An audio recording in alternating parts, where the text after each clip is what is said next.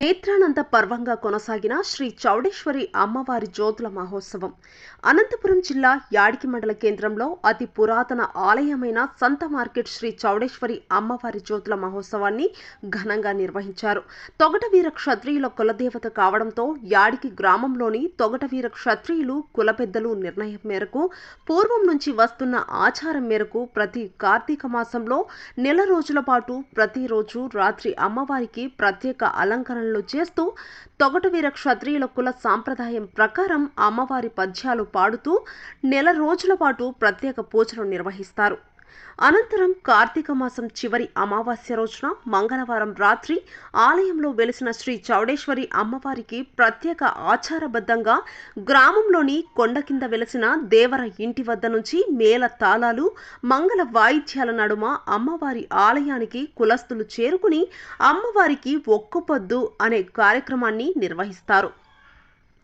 ఈ కార్యక్రమంలో తొగటవీర కులస్తులు కుల పెద్దలు అంతా కలిసి అమ్మ మీకు నెల రోజుల పాటు ప్రతిరోజు రాత్రి సమయంలో మీకు పూజలు ఘనంగా నిర్వహించాము.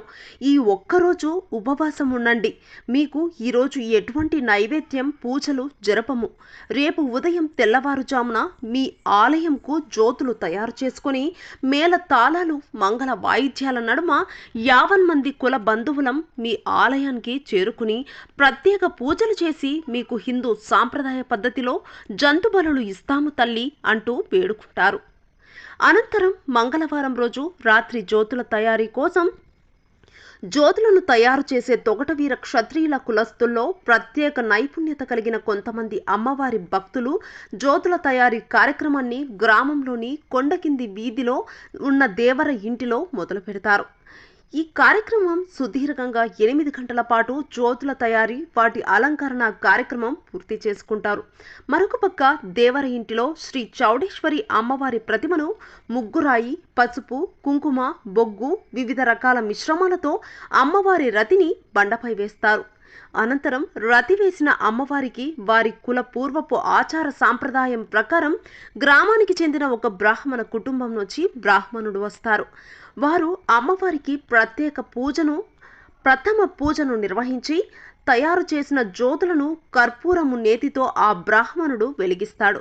ఆ క్షణం నుంచి జ్యోతులను నిర్విరామంగా వెలగడానికి స్వచ్ఛమైన నెయ్యి వెలుగుతున్న జ్యోతిపై పోస్తూ దాదాపుగా 5 గంటల పాటు వాటిని సంరక్షిస్తూ దేవర ఇంటి నుంచి సంత మార్కెట్లో వెలిసిన ఆలయం వద్ద వరకు మేళ తాళాలు మంగళ వాయిద్యాల నడుమ పురవీధుల గుండా తొగటవీర క్షత్రియుల ప్రత్యేక నృత్యాలు చేశారు.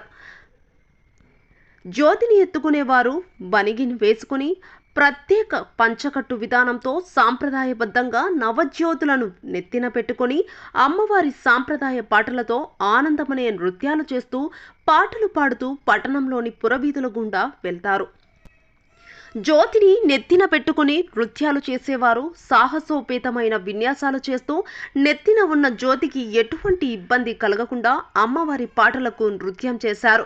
ముఖ్యంగా ఈ జ్యోతుల మహోత్సవ కార్యక్రమంలో బండి చక్రంపై జ్యోతిని నెత్తిన పెట్టుకుని ప్రత్యేక నృత్యం చేయడం ఎంతో ఆకర్షణగా నిలిచింది. అనంతరం బుధవారం తెల్లవారేసరికి చౌడేశ్వరి ఆలయం వద్దకు జ్యోతులు చేరుకుని అమ్మవారికి ప్రత్యేక పూజలు నైవేద్యం నివేదించారు.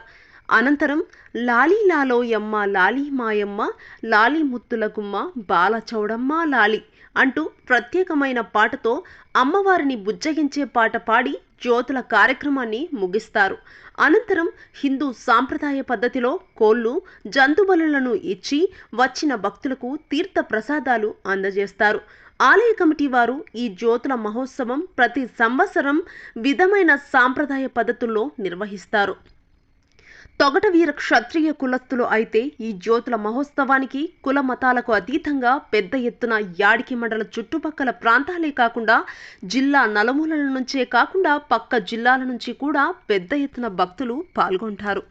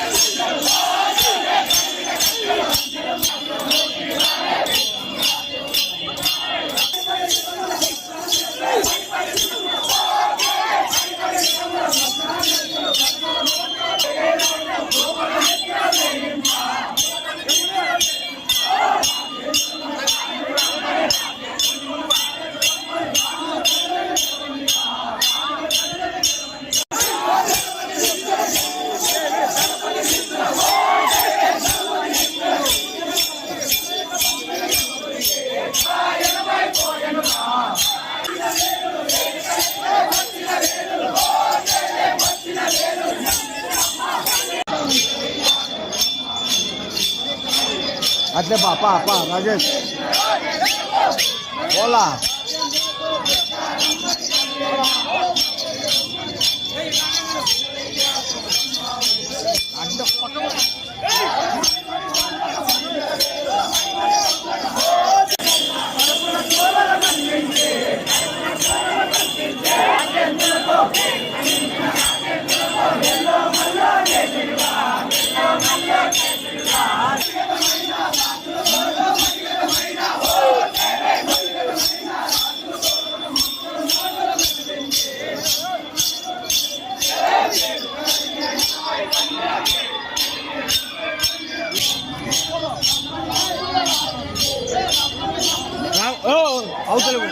అవతలేవు